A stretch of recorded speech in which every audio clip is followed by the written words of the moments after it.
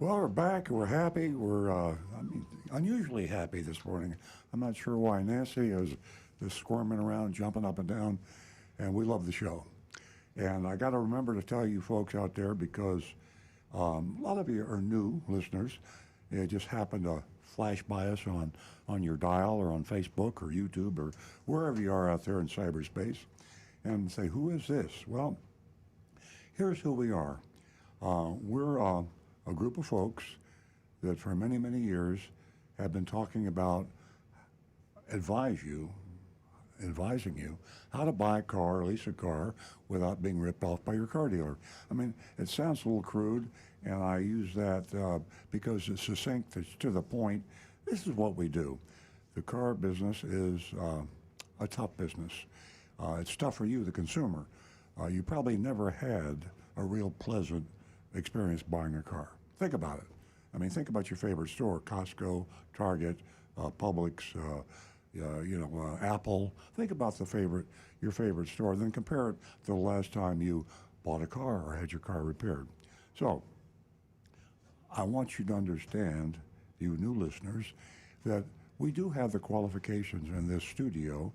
Rick Kearney, sitting to my right, is a technician, auto technician. And he's worked for my dealership, and yes, I do have a car dealership. He's worked for my car dealership for over a quarter century. And he sees it every single day. He fixes cars. And he fixes mainly Toyotas, but he fixes all different kinds of cars too. Very qualified. So we've been there and we've done that. My son Stu, he's been in the car business for many years. My wife Nancy, she's my co-host. She's been involved with us for 30 years or more. We're a family operation, by the way, which is unusual. And we take what we do seriously. We love what we do. We're insiders, speaking to you who are the outsiders. The car dealership is evolved differently than all other businesses because of, well, there's a lot of reasons. I don't want to get into that now. But a car dealership is doing business today the way they did 50, 60, 70 years ago. I think the car franchise system has been around since shortly after, about Henry Ford time, I guess. Over 100 years. Over 100 years. So it's frozen in time. I mean, it's an anachronism. And when you buy a car, you say, what? I mean, what happened? You go in to buy a car, you can't get a price. They won't give you the best price unless you agree to buy it then. And if they give you a price, it's not really the price. They're adding junk fees. They're adding dealer-installed, worthless accessories. They're flim-flamming you around. And then they're financing the car and making exorbitant profits, averaging over $2,000 just to finance the car. So that's who we are. That's what we do. And if you're driving down the highway and you're interested, hey, give us a call. If you're not interested, put on another station. The problem with buying a car is you don't think about it. Oh, we have two people holding, and Nancy just told me about that because we prioritize phone calls. So I'm going to shut up right now, and we're going to our first caller and then our second caller, and we encourage you to do that quickly. 877-960-9960. 877-960-9960. Please call us at 877-960-9960. And now Nancy will introduce our first caller. Yes, I will. Good morning, everyone, and welcome to this special Mother's Day edition of Earl Stewart on Cars. And to start the show off, we do have a first-time female caller. But first, let me tell you this: we are offering $50 for the first two female callers, and we have the first new. And we also have a special this morning as to, if you're a mother and you're a first-time female caller, that too is real important. Our number, as Earl said, 877-960-9960. And we're going to go straight to Ann. If you're a mother and you're a first-time female caller, you get $100 instead of $50. Is that right? That's right. We did talk about that. That's right. That's right. That's pretty important. Okay. So remember, ladies, if you're a mom and you're a first-time caller, you're going to win yourself $100 this morning, not 50. That'll help you out in these crazy times. Mother's Day special. Yes. Ann, good morning and welcome. Good morning. You are a first-time caller, and you, are you a mom? Yes, I am. I have a son. Okay. You just won yourself $100 instead of the normal 50 that we give out every Happy week. Mother's Day. Oh, well, happy Mother's Day to everyone. Thank you. Congratulations. Thank you. Our producer, Elise, will get your information, and she'll get it to me, and I'll get that check out to you. Happy Mother's Day. What can we do for you this morning? Yes, I have a 2018 Hyundai Sonata. And I have been in with the Sonatas for 19 years, and I've been happy until now. The paint is coming off of the roof and off of the hood. And I have been 2 months dealing with the dealership on North Lake Boulevard, and they just give me a runaround, and I'm a senior citizen by myself, and it's very upsetting. They tell me I'm still under warranty for this white paint from 2018, but I can't get anywhere. They said, oh, yeah, but every time I go in, I go to the dealership. They take pictures, they file a claim, then I go back 2 weeks later to check on it, and they say, oh, no claim has been filed. And I just don't know what to do. And I have a friend that buys his cars from you, and he says, call this number. They can help you decide what to do. Yeah, So and here I am. they make it sound real easy, and I want to tell you what, this is no consolation, but you are not the only one with paint problems. There's a lot of paint problems out there, but this dealership that you're dealing with, you know, whether you're a woman, a man, doesn't matter. They're gonna slow the process down. They have their reasons, I guess, but there are ways to get around it, and therefore I'm going to turn this over to the recovering car dealer. And unfortunately, you're dealing with one of the most infamous car dealers in the United States. The Napleton Auto Group has been charged by the Federal Trade Commission and attorney generals with stealing money from adding hidden junk fees and things to cars and overcharging, and they settled for I think $10 million after they stole. What was it, 20 million? Not a bad deal. 70 million. 70 million. Yeah, they stole 70 and settled for 10. So my advice to you is to find another Hyundai dealer. And I know that's difficult, and we'll try to help you there. Stu will check around and see who the nearest Hyundai dealer to Napleton on North Lake Boulevard is. Manufacturers are very skeptical and suspicious of their dealers when it comes to warranty work. And they're extremely suspicious of Napleton Hyundai and his group because they were involved in a big lawsuit with, I say they, the Napleton Auto Group was in a lawsuit with the Hyundai manufacturer over fraudulent warranty claims. They were charged by Hyundai with blowing up their engines to collect the warranty work. Customer would come in with a perfectly good engine, then Napleton would blow up the engine, and they would charge Hyundai thousands of dollars in warranty reimbursement.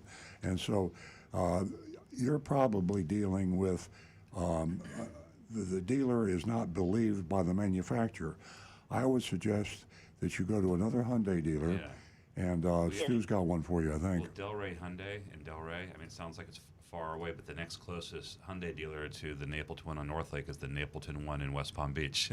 So if How you're about going north? Is there anyone? I think I think Wallace has some places up in Stewart. I'll double check. And but the Delray Hyundai is actually the highest rated Hyundai on our recommended dealer. It's actually got a C rating. And I don't know if that's going to be a challenge for you. It's a long way to go. Wallace. Wallace, Hyundai, and Stewart, or the Delray Hyundai. Who owns the Delray Hyundai? I'm not sure. Anyways, but we checked them out, and they're a pretty good outfit. You could call them first and explain your situation and say you're having difficulty with Napleton and ask them. They're going to have pictures of your car. Did Napleton take any pictures of your roof? Yes, they did. Yes, sir. Yeah. Do you have copies? Not of what they took, but I can take some. Yeah, they're going to, if you go to Wallace Hyundai or if you go to Delray Hyundai, they're going to want to have pictures. And yeah, it should be a no-brainer. It should be easy. There are a lot of paint warranty issues out there. Toyota has a lot of them. And all the manufacturers are having issues, particularly in Florida with the sun. The horizontal surfaces oftentimes fade, and there's a lot of paint warranty work has to be done. But that's my advice to you. If you have difficulty, call us back, and we'll help any way we can. Okay, well, this has been a big help to me, and I thank you very much. You're welcome, Ann. And thank you for calling. Please spread the word. We're building a platform here for everyone, but we're trying to encourage some ladies to get involved. Our numbers have climbed, but would like to see it just get a little bit higher. You know, Delray Hyundai looked it up. Its I own. will. I'll spread the word. Oh, I'm sorry. Go ahead, Ann. I didn't know Ann was still on the line. I'm sorry. Stu has some information for you, Ann. That's okay. It can follow up after the call. Yeah, would you do that? Would you do that, Ann? Would you follow up and give us a call and, let us know whether or not you ended up in Delray or you went to Wallace to get Yes, this? I will. I'll do that. Thank you. Okay. Have a wonderful weekend. Enjoy that $100 and happy Mother's Day. I will. That makes this kind of better, but thank you very much, and happy day to everybody. Thank you. Okay, stay well. Thank you. 877-960-9960, or you can text us at 772-497-6530. And I think Stu has something to add. Yeah, Delray's owner. It's I haven't heard of this group. It's called the Superstore Auto Group. You heard of them? No. The CEO is John Sloopy Jr. Really? Yeah. So I don't know how many stores. Must have recently purchased. Yeah, this is, there's a Business Wire report about them, I think, acquiring Delray Genesis, Delray Hyundai, Delray Acura, but I don't know how many other dealerships the Superstore Auto Group of Delray actually owns, but I'll look into it some more. Yeah, they're very large, and John Sloopy Jr. is really acquiring dealerships rapidly. We're acquainted with his father, and we know his father, John Sloopy Sr. He was local for a long time, mainly based in New York now. Very interesting. Okay. See, they changed hands a lot. Yeah, exactly. Superstore. Ladies and gentlemen, you can subscribe to Earl Stewart on Cars podcast using any of the following podcast apps from your iPhone, your Android smartphone. You can subscribe to Apple Podcasts, Spotify, Google Podcast, Amazon Music, Stitcher Radio, and SoundCloud app. So take advantage of that. There's a lot of ways that you can get in touch with us. You can send your YouTubes to Rick. You can send your texts to Earl, Don't we have another Stu. caller holding? And you can also give me a call at 877-960-9960. We're going to go straight to Howard, who's been holding, and he's a regular caller from Jupiter. Good morning. Good morning. I hope you're all well. We had a nice time in Jupiter this morning. I got up at 6 o'clock and walked around. They had a race here. Had to do with the turtles, and it was very interesting. Turtle trot. They blocked off they blocked off the US 1, and it was very interesting. I went to your dealership yesterday. I had a problem with the Toyota Safety Connect. Safety Connect is what it does. If you get into an accident and your airbag is deployed, it's notified, and they send help.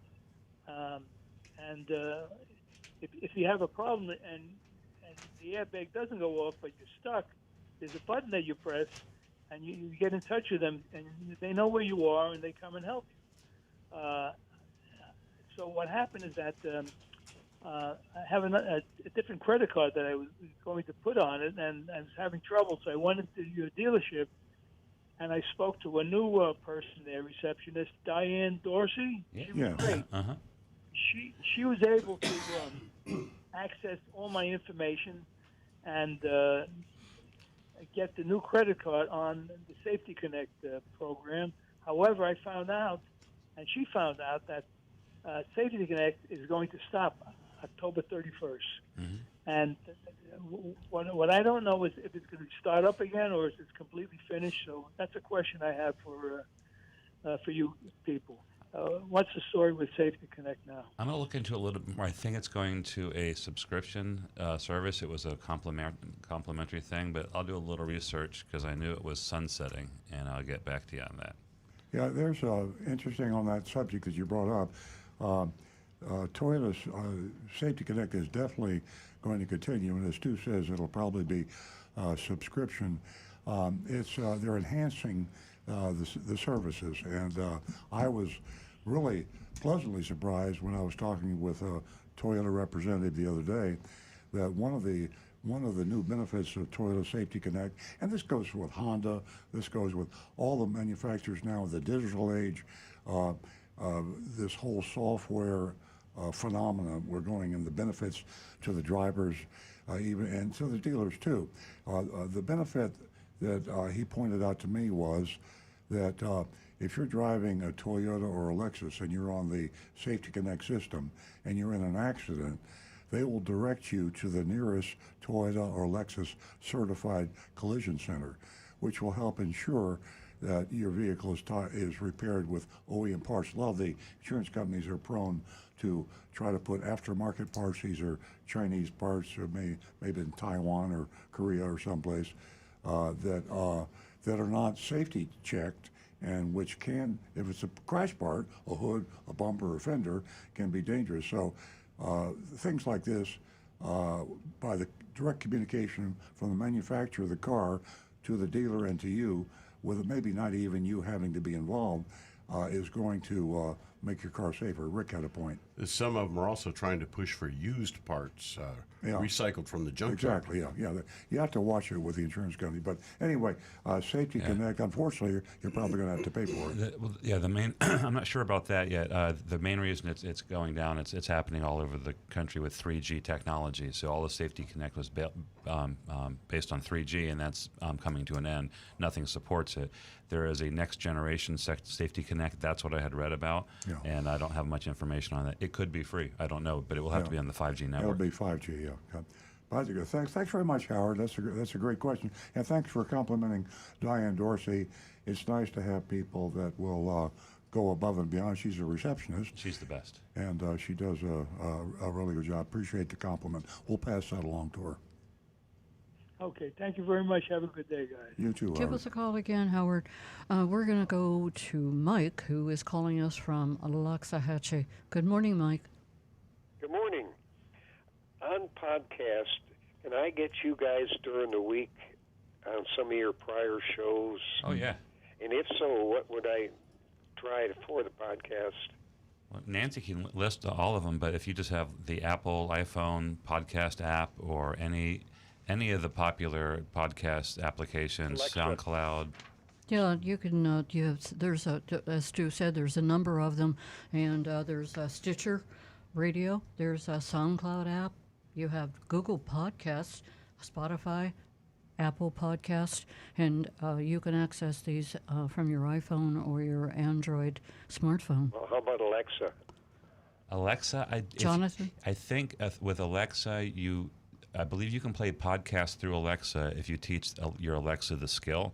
And I'm not sure if I ever set mine up, but I do think I have the ability to hook my Alexa device to my podcast app or the other app. So check into that. If you look on your Alexa app for skills and you search for podcasts, I'm pretty sure you should be able to hook your Alexa up to a. Mike, great information, Mike, try Stu. this. Try, say, Alexa, play Earl on Cars podcast. I Yeah. mean, she's very smart. She might find and, it. And she, it's amazing. I have to keep testing my Alexa because she learns things that I didn't even know she knew about. So just say, Right, Alexa, make me dinner. Whoa, yeah, right. what's she doing? and she'll even come back with a cute response if she can't make dinner. Alexa's been bossing us around, Mike. She's taken over our home. If you have the podcast app John, on your phone, hold on, Alexa Mike. will pick that up and play it. Yeah. If you have the podcast, I think Jonathan said if you had the podcast on your phone, it'll pick that up. Well, that's another way Right, to do John? it. I'm legally blind and I don't use a phone. I'm sorry. Oh, okay. But I do use Alexa. Okay. I think you should be able to do that. Alexa has lots of skills, so I guess start talking to Alexa and let us know if it works, because we'd love to be able to tell all the listeners that works. Yeah, Alexa's opening up our side view mirrors on the Tesla, and we thought we had to use another, I don't know, there's so many names, but I was behind the wheel. I mistakenly said Alexa, and she opened up the, so she has a lot of skills. She could also open up if you said Daffy Duck, because she accepts any name. Tesla. It's a Tesla. You've called her more than Daffy Duck. Yes, I have. That's another show, Mike. What else can we do for you? My second question is about catalytic converters. My favorite topic. What's the approximate cost on a truck to replace a catalytic converter that's been stolen? That's going to vary quite widely, but figure pretty close to $1,000 or more. Yeah, up to $2,000. Yeah. And depending upon how many catalytic converters you have, you could have two Exactly. on some cars. And there's also the fact that depending on what parts were cut when they stole it, where they cut them, that price can go anywhere from $1,000 to $2,000 to $3,000. Where do you live, Mike? Oh, Loxahatchee. Okay, yeah. I'm curious. I know in Houston they're having a crime wave. Houston, Texas. It's huge. I'm not sure why that particular area is hit, but yeah, it's the prices of palladium and the rare earth elements are going up. And there's an article in Automotive News, something you might want to think about, and it was new to me, and I'm going to discuss it with my people at the dealership. That some people are starting now to paint their catalytic converters in bright colors. In other words, something that is like green or day glow orange or something like that. Fluorescent. And then also put the serial number of the car on it in such a manner that it can't be, or very difficult to be removed. It's kind of like the same philosophy when you put a VIN etch your windows with a VIN number. Yeah. The crook goes to the easier target. So if your catalytic converter is bright orange and has a VIN number on it, when he gets underneath your car and he starts to take it off, he says, "To hell with this. The one over there doesn't have this to worry about." Actually, when I used to work on job sites back when I painted, we used to paint our tools bright pink to keep the other construction workers from walking off with our screwdrivers and our hammers. Good idea. Well, thank you. You're welcome. Okay, Thanks for the Mike. call, Mike. Have a good day. Stay in touch. Car theft is up. Catalytic converters are up, and we know why. Yeah. Anyway, we're going to stick with the phones, and we're going to go to Michael, who's giving us a call from Jupiter. Good morning, Michael. Good morning. Morning. Good morning. So, I had a question. A few weeks ago, you had mentioned that you guys believe that Cadillac might be going by wayside in the next few years. Do you still think that's true? It's hard to say, and I've probably picked on Cadillac, but I don't mean to. There are going to be a huge number of brand names, models, makes that are going to disappear. Of course, we have the rapid change to electric hybrid, and we're going to have autonomous vehicles. So there's a consolidation of manufacturers, makes, and models. Cadillac has been around a long, long time. It might exist as a nameplate. Cadillac is still a strong brand, but so was Pontiac and so was Oldsmobile. These brands no longer exist. So I haven't got a crystal ball, but and I won't be around to find out if I'm right or wrong. But in 20 years, you will probably see only 2 or 3 auto manufacturers, and they won't be auto manufacturers, they'll be software manufacturers. And you'll probably see very few brands and permutations of makes and models and colors. It's going to be a different world, and I just don't think the Cadillac as we know it today isn't going to survive. Okay. No, I thought it was you were talking about it earlier. All right, that's terrific. Thanks so much. Thanks for the call. You're welcome, Michael. Give us a call again. Our number here is 877-960-9960, and you can text us at 772-497-6530. We're going to stick with the phones, and we're going to talk to Wes from West Palm Beach. Good morning, Wes. Good morning. How is everybody doing? We're doing well. Thank you for calling. Very good. I have 2 points. One point would be, when was the last time, or are you going to do a little a survey of Napleton Acura? Oh, Mr. Shop of Napleton Acura. When's the last time we did that, Stu? Not too long ago, about 2 or 3 months. Looking it up right now. Oops, I searched in the wrong thing. It might have been a while. Has it? Yeah, I mean, I know we've done quite a few Napleton dealerships recently. Let's see here. Yeah, it's tempting not to concentrate on Napleton dealerships because I hate to use the word entertaining because it's 2019. really tragic what they do. But they're getting so much national publicity now with the Federal Trade Commission and the Attorney General's office and the huge fines and accusations, lawsuits. It's like it's exciting to go into a Napleton dealership. Last time we went into a Napleton Acura, as I recall, they were far better than the other Napleton It was dealerships. 2019. 2019. Wow. So it's been a while. Yeah, we got to go back. Thanks for the heads up. That's too long. We need to shop them again. Well, I know they weren't.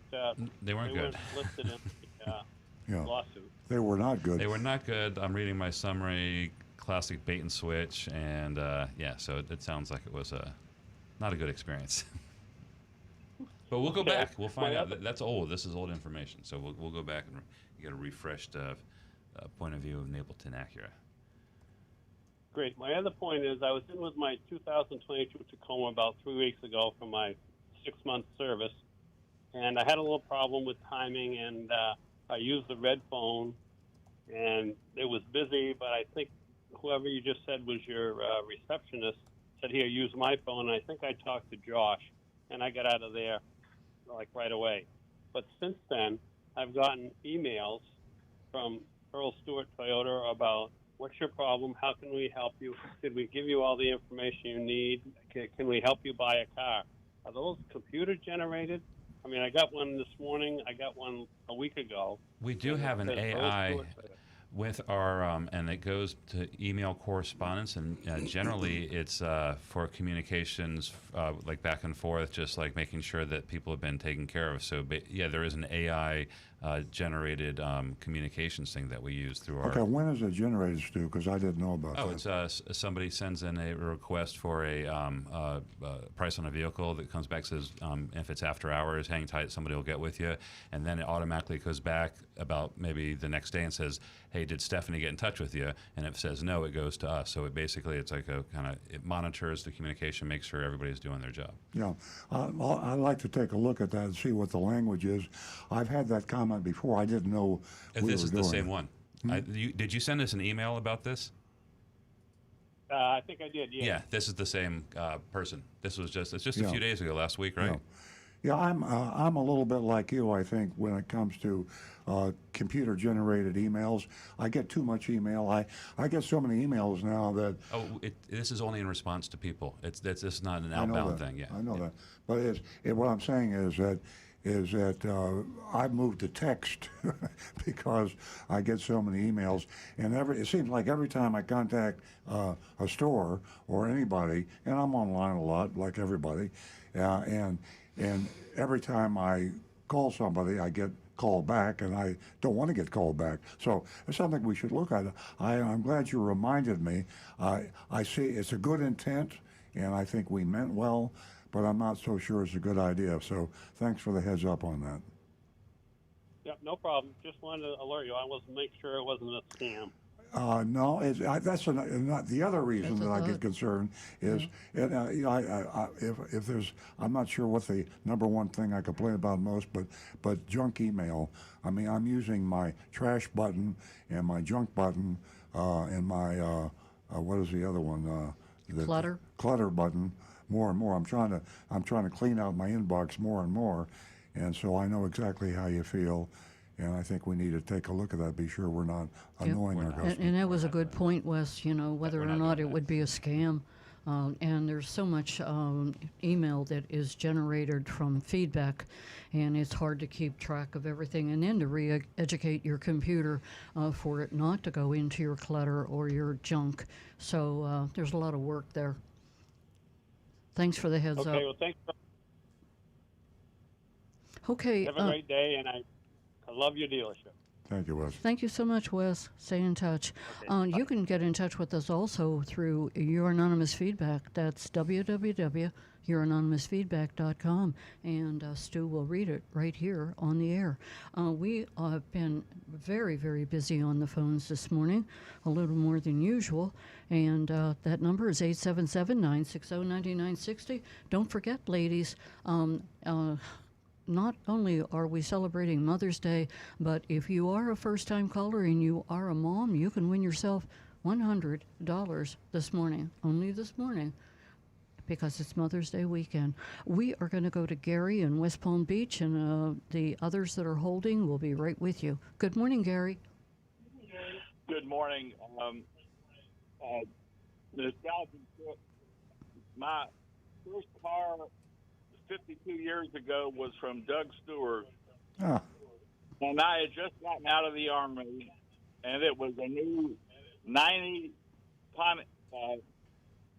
Pontiac Tempest fire engine red.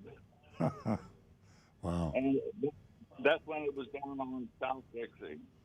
Yeah, that's right. Right across from the Carefree Theater. And another comment, 3 years ago, I got a car at Nathanson. It was a new car. I have no problem with the car, but I spent 5 hours there, and it was probably the most humiliating 5 hours of my whole life. It was even worse than Vietnam. Wow. And I just felt so filthy when I walked out of the place. I felt like they just pulled me down the river. So Yeah. I remember your comments at the first part of today's broadcast about how going to a car dealership can be so traumatic. Yeah. It's a shame that our Attorney General doesn't take action on that. I wrote a blog article, a newspaper column about that. But here's a car dealer we have locally, and also he's national. He's in the top 10 volume dealers in the country, and he's been charged with some pretty serious crimes, and he settled. We settled with the Federal Trade Commission. But thanks for sharing that with us, and I'm sorry that you had that experience. I really enjoy your radio program. I appreciate it. Thank you so much. Thank you so much, Gary. Our lines are lit up. We're going to go to Phil in Lake Worth. Good morning, Phil. Hey, good morning. How are you all doing? Great. Great. Hey, listen, I have a question. With a parasitic, maybe I'm not saying it right, a parasitic problem. In other words, when I go check out the alternator, the generator, the alternator, the starter, the battery, everything's fine. And then someone says you have a parasite on that.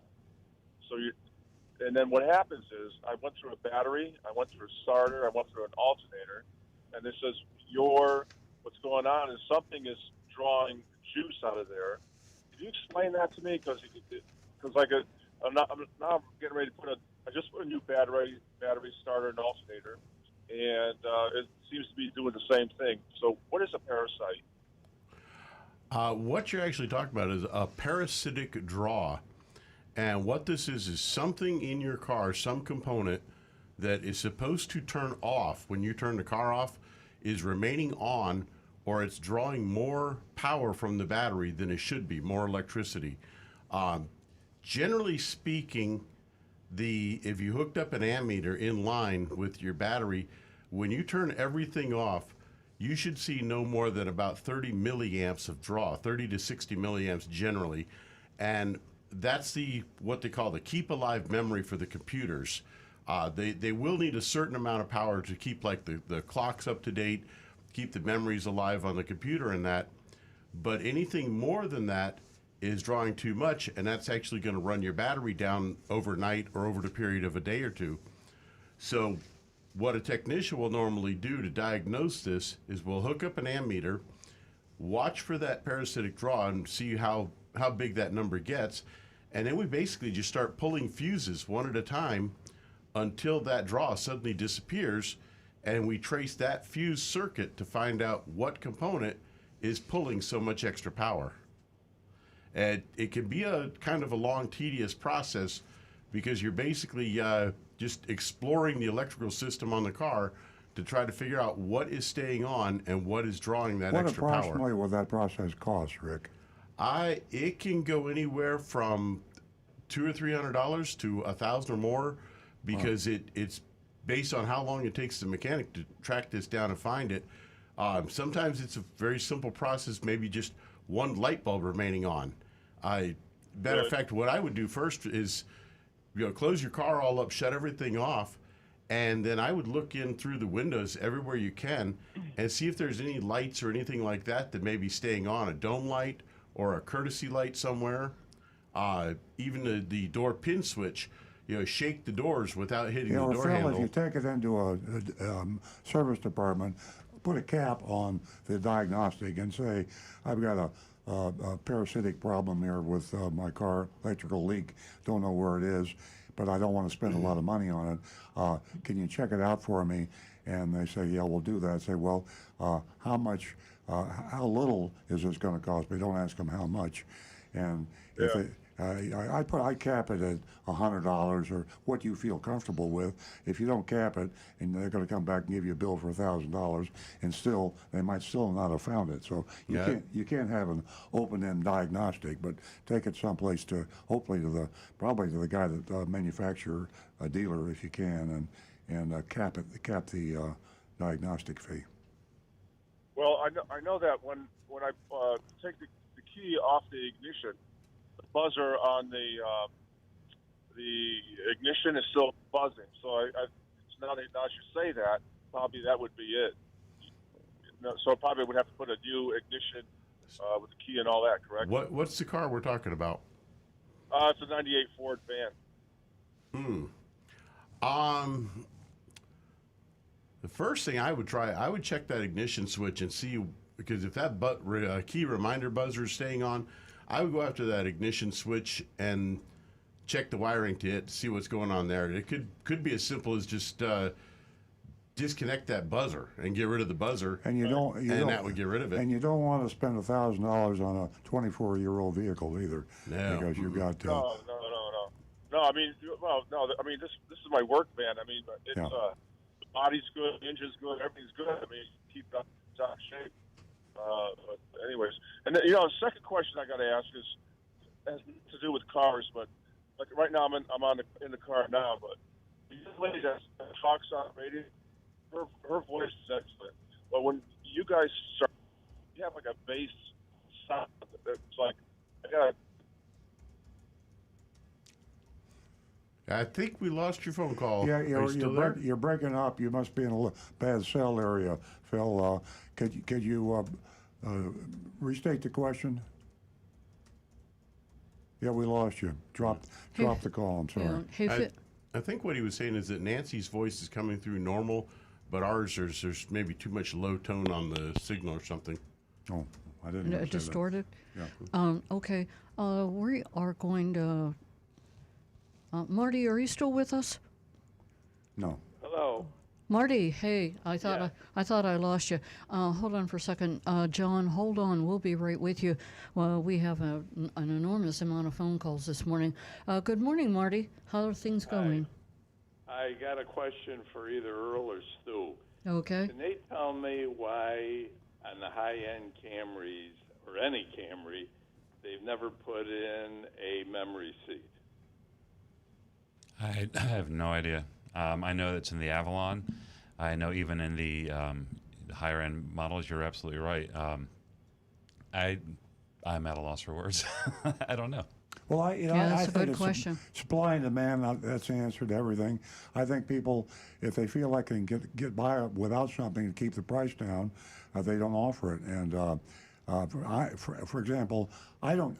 I've had memory seats in every car I drive, but I don't ever use it. Yeah. And to me, it's so easy to readjust the seat. If Nancy drives the car, pop, I know how to adjust it.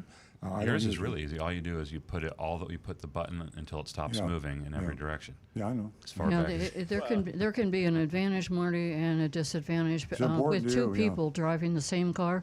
I'm driving the Tesla, Earl's driving the Tesla, and automatically it comes up and says, that it's programmed for Earl. Then I have to readjust it. So, good question. Marty, I think it's. I guess they have to like separate the luxury items, and so if they reserved it for the Avalon for the flagship car, so the the highest end equipment. I don't know why they consider memory seats to be like uber luxury. Yeah. It's just a convenience. It's not like marble inlays or gold.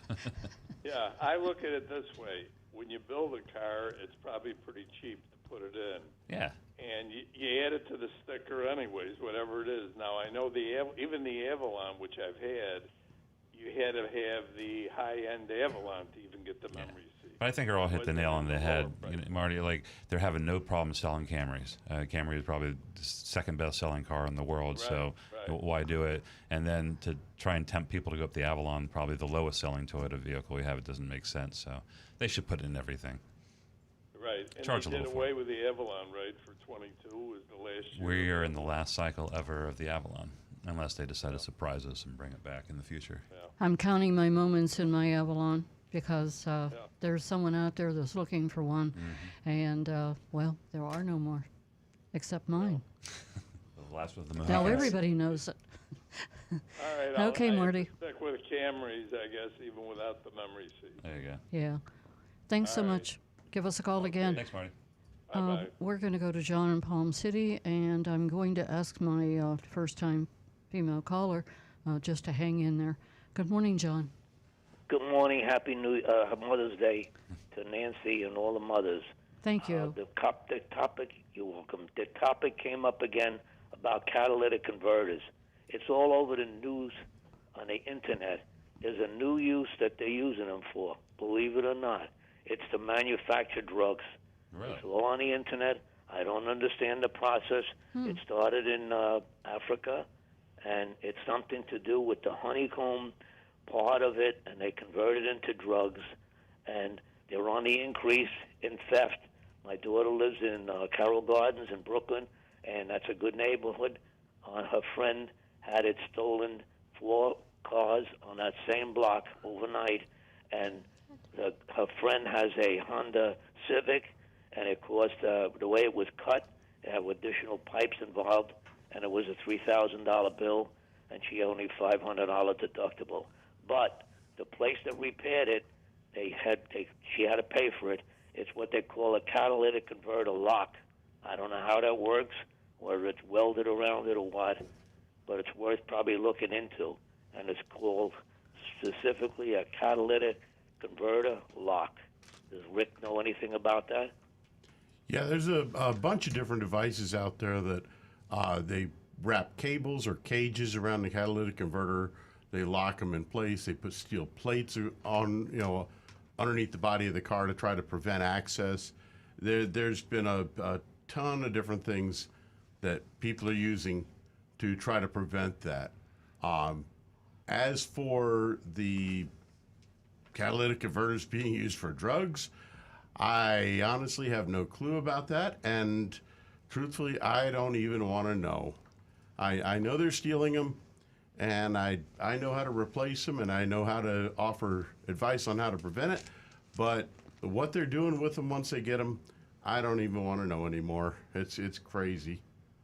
But would you recommend a catalytic converter lock? Yeah, it's not a bad idea if you're responsible for the cost of those repairs on your car, and you want to avoid, having the hassle of getting the car repaired, going through your insurance company for a settlement. yeah, I think it'd be a pretty reasonable idea. I've got a picture, John, you're probably not streaming it. I've got a picture in the Automotive News article on catalytic convertibles.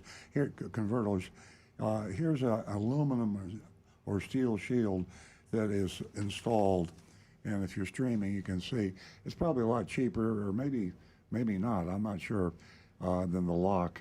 But we were talking about that earlier in the show, how to make your something you don't want stolen undesirable to a thief.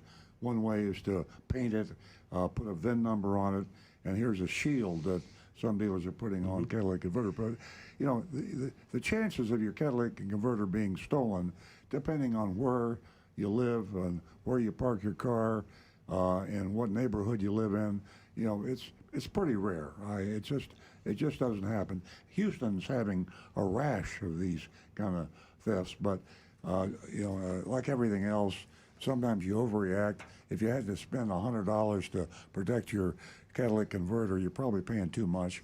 If you could do it for less than that, it might be worth it. You know, I mean, what it comes down to basically is just the idea that if they want to get it, they're going to get it. And if you make yours just a little more difficult than the guy next to you, they'll go to him. Yes. Well, thanks for the advice about the catalytic lock. Okay, thank you, John. And thank you, John, for letting us know that people can crush up and snort their catalytic converters, because that's what they're doing. Interesting. It's called Bombay, and it's pretty horrific sounding, so don't do that. It's going to kill you, kids. Stay away. Don't stay away from catalytic converters. You know, one of those metals that's in the catalytic converter, I'm looking at this Automotive News article, rhodium. Yeah. How much does rhodium cost per ounce now? I don't know. I think that's the active ingredient, though. $16,000 per ounce. In other words, that's more than diamonds, I think. Yeah. Where do you sell this stuff now? It's like, you know, even the junkyards now are being told they're not allowed to buy them unless they have provenance of where it came from. Yeah. And so it's not like you're going to the pawn shop. Yeah. Hey, listen, I got an ounce of Palladium's only $919 an ounce. Rhodium. And palladium is only $2,200, but rhodium, you want to get that rhodium, $16,000 an ounce. Wow. Rhodium. Huh. Okay, let's move on. Yeah, how about those special metals that are in my knees? I'm going to have to get some insurance. We are going to, I'll tell you, we've had so many phone calls this morning, and I'll tell you what I say every week, how important you are to the show. Tell them to quit bothering us. We got a show to do here. You know, you're a great audience, and you fill our heads with, information we don't even have. Look at John from Palm City. He just called. Amazing. Every week he gives us something new to wrap our heads around. We are going to go to our second new female caller, and I believe her name is Heloise. Have I pronounced it correctly? Yes, you did. Oh, great. Heloise, are you a mom? I'm at home. Are you a mother? Yes, she is. I am a mother, yes. Congratulations. Yes, you didn't win $50. You won yourself $100 this morning. Mother's Day special, Heloise. So great. Congratulations. And our a producer, Elise, she'll take your information. And we're trying to build a platform here, and you have just helped with that. So happy Mother's Day and congratulations. What can we help you with this morning? I have a simple question, I assume, because everybody's saying not to buy cars at this moment. We have two old cars, and obviously sooner or later we're going to have to look for something new. I would like to know, if you have an idea, when would be the best time for us to start looking for a car, or should we wait for next year, calendar year? Heloise, the best thing for you to do is wait a year. Take good care of your older cars, and I don't know if you're a low mileage, high mileage driver, but if you're a low mileage driver, it's probably a lot easier to take care of. You need to get the car checked out for safety reasons every 6 months or 10,000 miles. and you probably don't put 10,000 miles on your car. But prices are extremely high now, whether you buy a used car or a new car. With this pandemic and microchip shortage and a lot of other shortages, the prices are sky high. Availability is very low. Wait till the end of the year and maybe early next year, you'll get a much better deal on a car. Today, though, if you don't need a car, if you got two cars, maybe you don't need two cars. If you sell one of those two cars today, you can make a good profit because they're paying thousands of dollars more for used cars today than they ever did before. So it's a seller's market, and I'd rather sit tight and wait before I became a buyer. I see. All right. And So I guess Heloise, that's what we're gonna Earl have has a great article that he wrote quite some time ago. Well, at least since this inventory shortage and COVID and everything. And it really focuses on your old car and how important it is to take care of it and for you to realize you're sitting on a gold mine at this point in time. And if you can do that, it's well worth it. I thank you for calling, and I hope you spread the thank word. you. And we're building a platform here, as I told you earlier, so please spread the word. And have a great weekend. Thank you very much. Thank you. Same to you. 877-960-9960, or you can text us at 772-497-6530, and we are going to go back to the recovering car dealer. Well, go to school. We probably got a whole backlog of anonymous feedbacks and texts. Yeah, the phones have been crazy. We'll kick it off with Anne-Marie's text. Anne-Marie says, good morning. Today's questions center on where did they, vehicle manufacturers, put it, and why did they put it there? Once in a while, one gets an unfamiliar car like a rental vehicle and can't quickly find where the common controls are, like the lights and the window switches are. Very familiar situation. In 1994, my sister rented a car in France to drive around the country. She doesn't remember the make or the model, but when she got to a toll booth, she couldn't find the switch to lower the window. She had to open the door and get out in order to pay the toll. For some reason, I think this has happened to me before. But everybody. Yeah. Anyway, later, after searching, she found the switch to open the window. It was in the center console, not on the side door as expected. So, one, in your estimation, why would a car manufacturer put the window controls on the center console? Two, could putting the switch on the door possibly cause problems if the driver opens the door when it's raining hard? Three, have you ever seen any switches located on the door get shorted out by rain? I remember I had a friend who had an old Saab in high school, and she had window switches in the center console.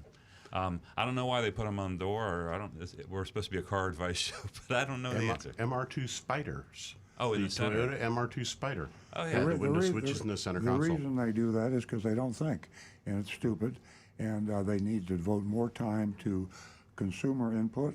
I remember a long, long time ago, before Toyota introduced Sienna into this country, they had the car driven through all 50 states.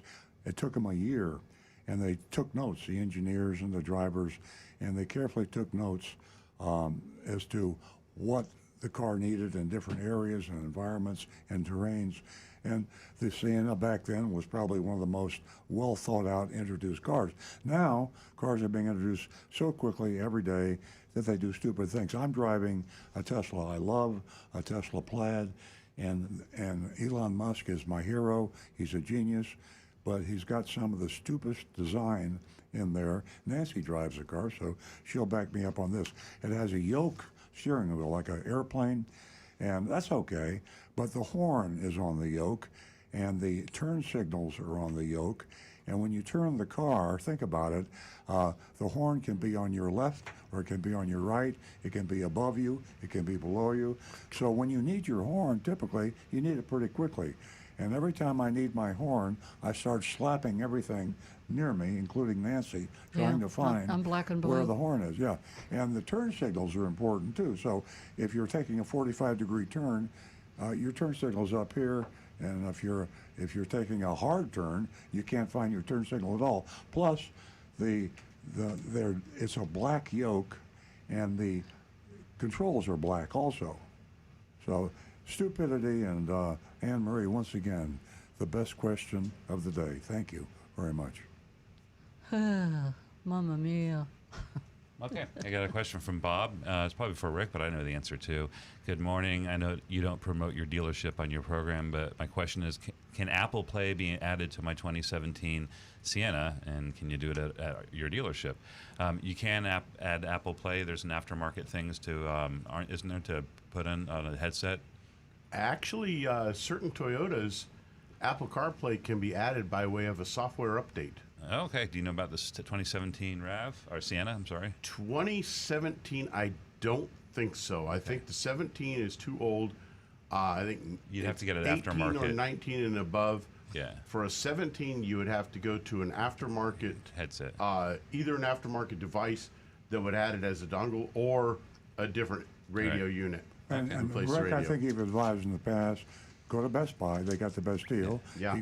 You've got the installation, and you can get a nice unit for less than it would cost you to have the modification. Well, the best advantage there is that you're going from a 2017 technology radio to a 2022 technology radio, and 5 years change in technology is massive. Huge, yeah, exactly. Okay. Next. Okay. Oh, I think we spoke to Ann on the phone because we have a text here about the white paint coming off on her Hyundai. Okay, so we have some anonymous feedbacks. We'll jump over. This came in last week. I don't know if I read it on the air, but it came in again, so somebody wants us to read it. It says, Earl, you are guilty as you admitted. 70% profit. We did read this on the air because I corrected it said it was 73% increase year over year. It says you're back to your old ways, but you addressed this. He feels guilty. You know, it's funny. I'm starting to automotive news. I used to I didn't even read it a lot of times years ago because it was totally self-serving to the car dealers and the car manufacturers, and never took the consumer into consideration.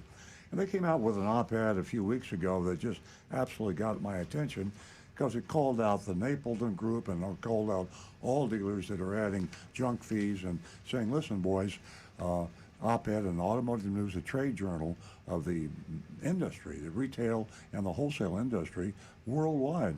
And said, listen, you're screwing the customers, and you can't be doing this. You're going to end up having the manufacturer sell the cars directly, just like Tesla does. And here's another op-ed getting to the point in today's Automotive News. NADA obscuring dealer financials is a disservice. And I talked about this last week briefly, but I didn't have any idea that the Automotive News would jump on it too. Maybe they listen to the show. I don't know. But they're saying transparency is important in the National Automobile Dealers Association. And just because dealers are making obscene profits today, double profits, I mean, millions of dollars, they're with a supply and demand situation and the pandemic-induced microchip shortage, car dealers are just getting filthy rich, and so are the manufacturers. And NADA is trying to hide that, and there's an op-ed. Here it is. I've hold it up to those who stream, and you can see the, I think you can see, yeah, their opinion. You can get that online probably if you're interested, but every auto manufacturer, every car dealer, and many of the managers in those functions are reading this every week. It's a weekly. So thanks very much for the anonymous feedback and calling me out on making too much money. I mean, I do. All right. I feel guilty about it. And you know, in the Automotive News, I do have to point out that it is an interesting magazine, and the reason for that is because it's for the consumer also. It just really opens up the door to information you wouldn't normally have, and it helps you to understand this inventory shortage, and it just helps you understand whether to purchase a vehicle or whether to hang on to that old vehicle. Now back to Stu. Another anonymous feedback says, thank you, Earl, for addressing, like a mensch, your interrupting of Rick. Today's show is much better. I think I know who the anonymous feedback came from now. Oh, yeah? Yeah. Well, I don't want to out him. Oh, okay, yeah. Don't out him. You don't out him. No, it is Moisey? part of Moishe? my... Huh? Was it Moishe? Who, never mind. Go on. I don't know who it was. Easy. I don't. No, I'm saying that I wish we had more anonymous feedback like that, because I think it's healthy to be called out. I think transparency trumps embarrassment or getting angry about something. And if you say something about me that is not true, I want you to do that anyway. I mean, don't make up something that you know is not true.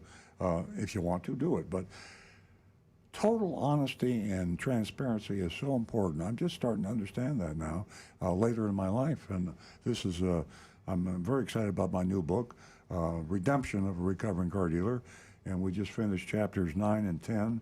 And oh, by the way, I haven't mentioned this to Stu or Nancy, but my ghostwriter, John Van Zyl is his name. I dictate to him twice a week for an hour or so, and he suggested that my last 3 blogs on Earl on Cars might make good ending chapters. So my last 3 blogs on Earl on Cars are Open Letter to Ashley Moody, Open Letter to Car Dealers, and the third one, Open Letter to Auto Manufacturers. So the State Attorney General, the manufacturers, and to whoever, I forgot what I said. Manufacturers, dealers, and state attorneys. So anyway, transparency and honesty is a amazing thing. Redemption. I put that in the title of my book because I just love being honest. I got so honest with I think Nancy was listening to my conversation with John Van Zyl, who is my ghostwriter, and I was just pouring forth. I was gushing out honesty and transparency. And before he hung up, he said, "Earl, I think we better have an attorney read this book before we publish it." And I said, I think you're right. I think you're right. But Stu's looking at me knowingly because he knows what I think about attorneys, and he knows how I go with. It doesn't matter. It doesn't matter if they look at it. But, I also told him, a lot of this is inside. I apologize to people that are listening to too much inside stuff here. But there's a attorney that we use a lot. His name is Alex Kirkin, and he's the attorney for the South Florida Dealers Association. And he is an advocate for dealers. And when the manufacturers attack the dealers, or the consumer attacks the dealers, or a dog attacks a dealer, anybody attacking a dealer, Alex Kirkin is a go-to guy. Good guy. And he's a good guy, and he's kind of like Ted Smith, who's the president of the Florida Automobile Dealers Association. We're friendly adversaries. Ted Smith is a very smart guy. Alex Kirkin is a very smart guy, and we can talk and laugh and enjoy each other's missions in life. And so I will let Alex Kirkin read my book, and I will listen to all the things he says I shouldn't say. Then I'm going to do it anyway. But listen. It's I'm having fun. You can tell. In that moment in our office at home, it was quite a moment when I heard the attorney's name being mentioned, and what came to my mind was that is just, well, the recovering car dealer has come very far, and at this late stage of the game, I don't think he's ready to serve any time in the slammer. Part of it is the fact that if they give me life imprisonment, it ain't so bad. I mean, so it was I guess that was a bad joke. But all right, got more anonymous feedback here. It says, "You, sir, have restored my faith in car dealerships." Well, that's not the well. Don't have too much faith in car dealerships. "You, sir, have restored my faith in car dealerships, and I look forward to procuring a Corolla from your lot. I was going to swing by this weekend to get a 2022 Blue LE, but I wasn't able to secure transportation. I'm in no rush and will more than likely get one in July. Keep up the great work. And, sir, I'm looking forward to doing business with you in a few weeks' time. Word of your business practices have reached as far south as Miami-Dade. I thought you should know." Well, okay. Here's another. I just have to I have to confess because my redemption kicked in. That call was really good for business. I mean, the man's buying a car, and he's thanking me for being honest, and he's coming and buying a car. So I'm making money off my honesty. So you have your cake and you eat it too. You're honest. You treat people right. And my joke with my sons and my wife and all the managers in my dealership is the fact that don't spread the word. We have the secret to success. Don't tell the other dealers. if you're honest and transparent, it's good for business. Don't tell them that, because then they'll be cutting into our business. So we have an honesty franchise. So when in the middle of the night, I wake up and I say, am I really a nice guy, or am I just a really good businessman? Our hidden secret. I don't know. Maybe I'll go to my grave never knowing the answer. I Or maybe I doubt that. maybe they're one and the same. Wouldn't that be wonderful if all businesses, Apple figured it out a long time ago, all businesses, Costco figured it out, they figured out if you really treat people honestly, they will beat a path to your door like you're a mousetrap. A better mousetrap, I should say. Exactly. Okay, I'm on a rant. I'll shut up. 877-960-9960, or you can text us at 772-497-6530. Take advantage of your anonymousfeedback.com. I think that we're going to get a YouTube or two. We've got a couple here. Rick. Negan One says, he's in Arizona. I noticed a local dealership in my town, the Ram Dodge dealership, is full of new vehicles, trucks and Jeeps. But the Ford dealer is very empty. Ford outselling Dodge? Definitely seems like it. Is people willing to wait on a Ford truck, maybe? I can Can you try to do a mystery shop on full-size pickups? Well, I can tell you that if you see some lots with cars and some with zero cars, it's really up to the business model of that dealer. Some dealers, including some Toyota dealers, and this is how I know about it, are bringing cars in to be on the lot, and they sell them for the highest possible price. There are people out there that will not listen to the advice on the show and will have to have a car right now and will pay any price to get it. So the Dodge dealer is probably playing that game, and the Ford dealer is probably doing pre-orders and delivering them as they come in. Yeah, car buyers, unfortunately, have a disease called instant gratification, an emotional disease that it can't be cured. And when you see a shiny new Jeep and you're standing real close to it, it's like, like a beautiful woman if you're a man, and you got to have it, and you pay whatever it takes, and you come out of the ether maybe a week later and say, my God, did I pay that much for that Jeep? But you can't do that on an ordered car. So the dealers are smart enough to know if they want to get $10,000 or $15,000 over MSRP, you got to have that shiny new vehicle there. Now, they're not only cheating the customers, they're cheating the manufacturers, because a lot of these dealers, and Stu knows this, a lot of these dealers have reported that car or Jeep being sold to the manufacturer a month ago. I mean, they probably reported that Jeep as being sold to the manufacturer as soon as they got invoiced for it, and that means that the manufacturer thinks you sold the car, and they'll send you another one. That's the way cars are shipped, allocated to car dealers, is on how fast they sell them. So they lie to the manufacturer, say, I sold the car, they keep it on the lot, and then when the customer comes in, they can sell it to them for thousands over sticker. If you order the car, a lot of things can happen. First of all, you can cancel the order. You don't have to take it. Prices come down. You can insist on getting a lower price. You don't have that control. But when you spot deliver a car, you have it all. So that's why some dealers have cars in stock and other dealers don't. And this one is from Donovan. He says, speaking of catalytic converter theft and the state of the world today, with the price of copper going up, people are cutting off the cables from Tesla superchargers and other EV chargers. This is becoming a big common problem that few people are talking about. There's a lot of copper in those cables, and each cable can be worth as much as $10 worth of recycled copper. And he says, so that's something you might want to watch for if you're looking for a charger. Nancy, we're going to have to aim our webcams, security cams, at our ring gutter. Yeah. Because we have a copper ring gutter. And he says, now I'm not sure how they're doing this, but Earl, the horn in your Tesla will be enabled shortly with the center airbag in an update. Oh. So apparently they can do an update where your That was an oversight. center button can actually be your horn on your Tesla. But how are they going to put an airbag in my yoke? No, I mean, there- the yoke's on Elon.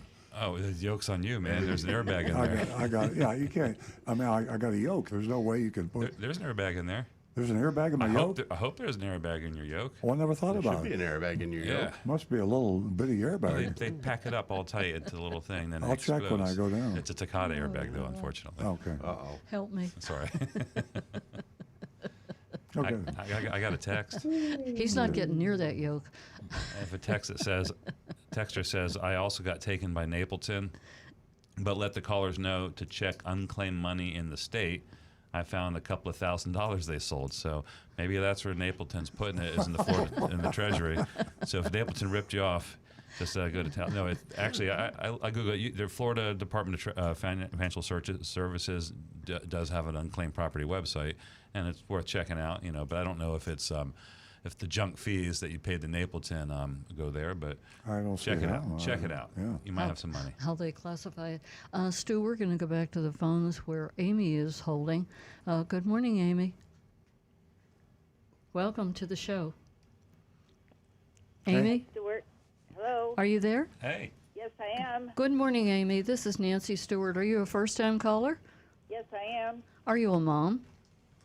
No, but I listen to your show Okay. every Saturday in my car. The reason that I ask is because we're celebrating Mother's Day this weekend. I heard that this morning when I And was driving. you've won yourself $50.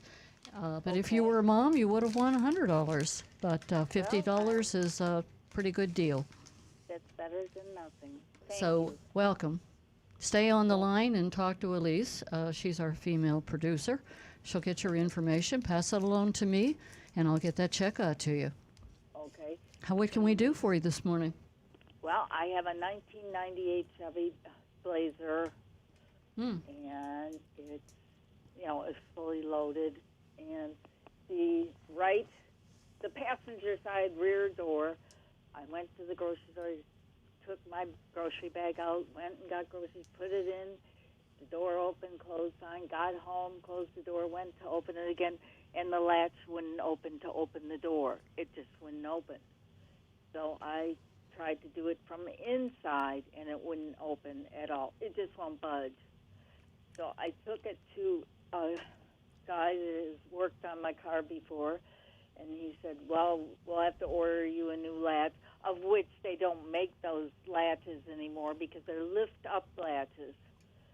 I think they quit after they made them in 1998, because I don't see one car that has one. And he said in order to put it on, we're going to have to break your car door. Now, I don't quite understand that. Well, the problem is once that latch is closed, that's all contained inside the door itself.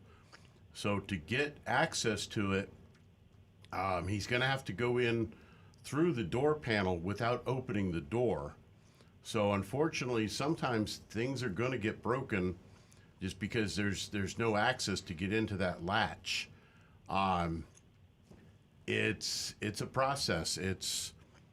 If he's lucky, he may be able to get the door panel off and be able to get in access to that latch and disconnect it somehow, break it apart inside, and not damage too much additional items. But it's going to depend upon the design of that door latch as to how much stuff has to get broken in order to get that door open so you can replace that latch. Well, I looked at it carefully, and it doesn't appear like there are any screws that come off. Like in some cars, those panels you can unscrew and take off that panel to work on a car or replace a latch or something like that. It appears like the whole thing is one solid piece. It's part of the door almost. Right. There's going to be hidden screws. They're usually little plastic panels or plugs that cover the heads of the screws. They do that so it looks all nice and pretty. And then the rest of it is held with clips that, are going to be just metal or plastic clips that lock into place in that door panel. But like I say, it's the getting that door panel off of the door without being able to open the door at all. Because the door is jammed shut, you can't open it. So he's going to have to kind of literally go in from the inside, working inside the car to try to get that panel loose. It can be quite a process. Amy, the good news is I found a 1998 Chevy Blazer hood latch on eBay for $50. So that's not so bad. Well, that's a hood latch. She needs a door latch. Oh, okay. A door lock. Okay. assembly. I found one on eBay, but he found a place he could order one. But the whole issue, and the inside latch is easy to find. They had tons of those, but the outside one they couldn't seem to find. He did find a source. He said he could find one, and I found one on, carparts.com. Good for you. 1998 Chevy Blazer base exterior door handle, rear driver side, smooth black, $15.49. Pretty good. The fact remains, do I know that this is the right one? No, I don't. How important is it to you, Amy, that door open and close? You said it was your passenger side rear door. How often do you use that? No, it's my driver's side rear door. How often do you use that door? Well, I used to use it all the time. Yeah, but I'm saying if you don't use it now all the time, it's probably not going to be worth. You're driving a 24-year-old car, and you don't want to spend hundreds of dollars fixing that door. So, if I were you, I just say bye-bye door and keep it closed all the time and don't worry about it. I've just put a new battery and a new starter in it. Yeah. It's getting to the point where I'm putting more money into it than the car is worth. Now, you definitely need the battery, but I don't think you need that right rear door. Left rear door. Left rear door, yeah. Too. Yeah. But, I mean, my bank people say, it's time to look at another car. And I said to her, now is not the time to buy a car. And I talked to the AutoNation where I bought it, the dealer guy, Fred Freese, and he didn't even have any inventory. And he said a new Blazer would cost me almost $37-something thousand plus tax, which would bring it up to 40-something. Keep that old Blazer running, and in about 6 months or 8 months, take another look at used car prices. But I think you're in pretty good shape right now. Just don't try not to think about that left rear door. Yeah, it's not a breakdown issue. It's not something that's going to leave you stuck alongside the road, and it's not the fact that the door won't close. It's just that door won't open. And I myself, if it were my vehicle, I wouldn't even fix it. Unless you absolutely had to, I wouldn't. You don't think I should spend the money on it because even though they have the latch, which may be the cheapest thing in the whole deal of fixing it, the labor is what's going to... Right. That job's going to get very labor intensive, and very likely, like I say, other parts are going to get broken, and that's going to raise that bill up even more. So I wouldn't even do it. I would say, no, leave it be. I don't want to spend money on the car. It's already cost me a fortune to keep it as it is. No, I wouldn't spend money on that. If it was something to do with the engine or transmission that made it to where you couldn't drive the car, then I would consider it. But otherwise, for a door that you've got 3 other doors on the car that you can use, I wouldn't even bother with it. Okay. Well, I listen to your show every Saturday. I'm from Detroit. I'm a car person, always have been, and I've always driven Toyotas. I had a Celica when they first came out, the rounded model. Loved my little Celica until I moved to Florida, and it scared me to drive it on 95, so I went and bought that Chevy Blazer, and I almost think it was the worst choice I've ever made. I wanted a 4Runner, but I couldn't afford the 4Runner. So I settled for the Blazer, and look what I got. Yeah. Thanks, Amy. I really appreciate the call. I love my Toyota. I even had a bumper sticker that said I love my Toyota. Thank you. Thank you so much, Amy. I really hope that we're able to help you this You morning. were, because I really have no one to advise me on whether to do this or not. Yeah, and that's why we're here, Amy. You stay in touch with us, and we'll help you along the way. Rick is the best of the best. So have yourself a wonderful weekend. Will you send me information on getting a hold of you and stuff? Certainly, you can stay on the line, and you can get that from Eloise. Okay. All right, she can let you know how to get in touch with all of us. If you're a mom, happy Mother's Day to you. Thank you so much. I am indeed. 877-960-9960, or you can text us at 772-497-6530. We're going to go to Julie, who has been holding. Good morning, Julie. Good morning. I had a question about electric vehicles. Yes. Hi. Let's say you live in the third floor of a condo. Is your only choice for charging a car is to go to a charging station? And what do they charge? It depends on what make car are you talking about? What make electric vehicle are you thinking about buying, Julie? I'm probably not going to buy one. It was just a hypothetical. I was thinking, if you have a garage, you can do that garage setup where you have charge right in your garage. But if you're in a upper floor of a building or even a condo on the first floor, I wasn't sure how you charge it. Well, if you live in a condo, and this is going to be an issue that's going to arise just more and more frequently as electric vehicles become more common. It should be an issue that's brought up to the condo association for the parking garage or the outside parking, however you have it, to install charging stations. And they're not ridiculously expensive. I think I think I have a home one for about $700. I think I installed the charger was $700. And so that's how it would have to be done. If you couldn't get one installed at your condo, if you had a Tesla, you could locate the closest charging stations, the superchargers. But there's also, besides Tesla, there's other independent charging networks like ChargePoint, which is a popular one. And if you have an app on your phone, it'll locate all the chargers, any charger nearby on your phone. And Julie, another thing, most people are thinking in terms of charging when they're going on long trips, because you don't right now. Most of your electric vehicles are going to get around 300 miles to a charge, so you don't have to charge it every day or every other day. And as long as you can find a charging station, if you're not a high volume, high mileage driver, once a week, it isn't a big deal. So if you have to charge once a week, you're going to be going by a charging station 9 out of 10 times. I mean, around Palm Beach County, I live in an area that and I live far from a charging station. It's about 10 miles, so you're never going to be more than about 10 miles from a charging station in Palm Beach County. I don't know where you live, but that's not going to be an issue. I've seen them at the outlet malls in West Palm. I have seen them there. Yeah. What do they cost? How do they charge? How do they? Right. Yeah. How much do they cost for charging? They charge by the kilowatt hour, and the average is around 13 cents per kilowatt hour, and that doesn't mean anything How to much you for or a me. charge? That's what I'm saying. Yeah. I'm how they do it.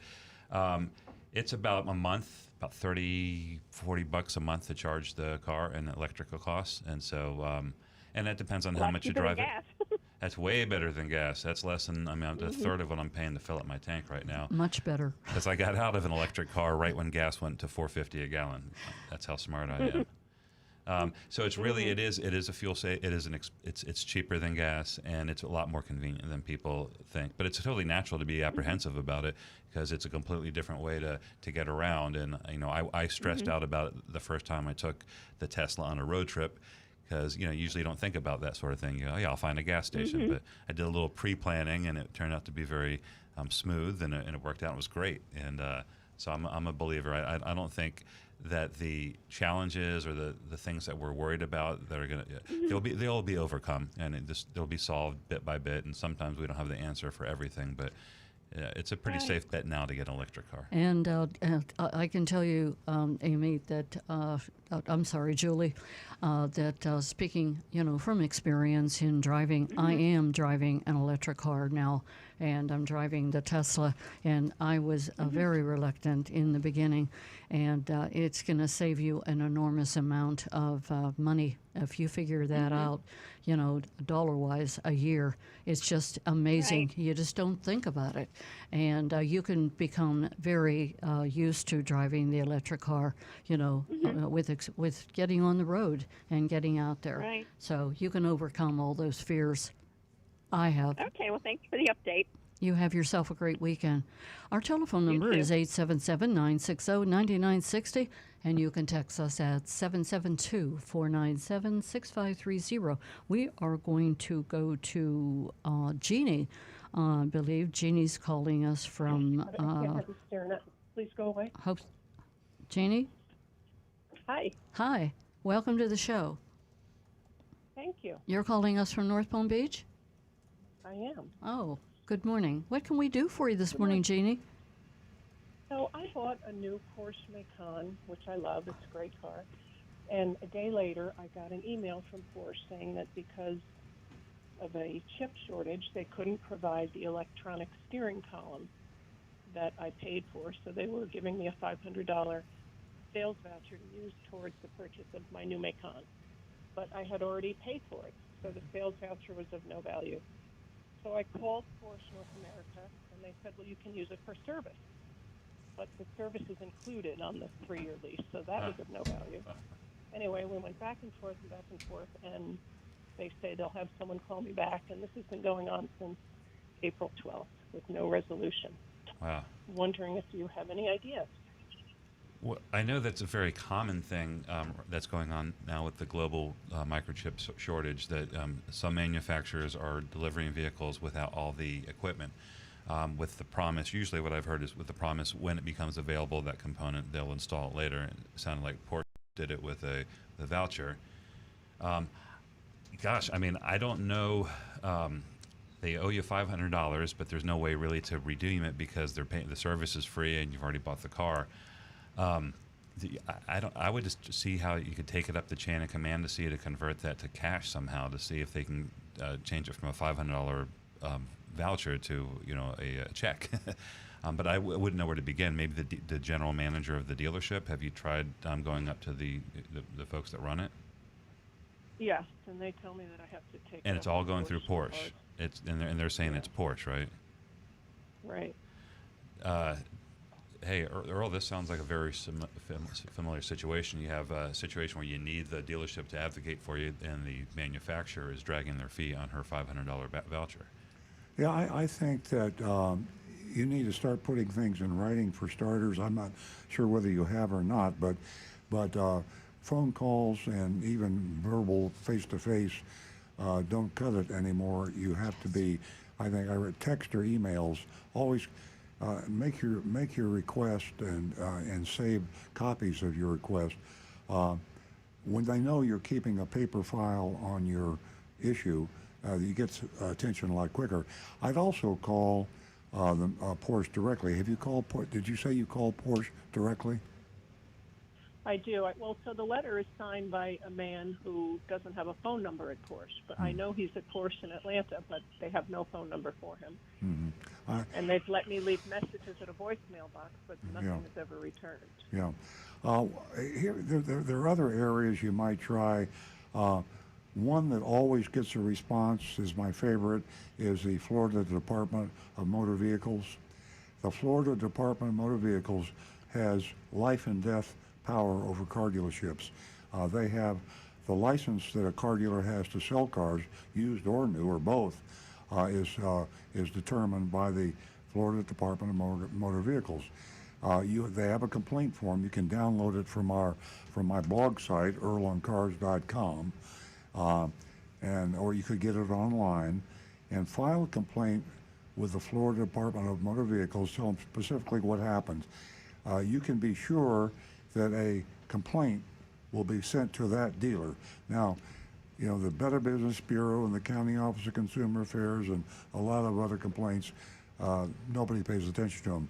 But when a dealer knows, anybody in a dealership knows, that the DMV, the FDMV, has issued a complaint, it gets immediate response.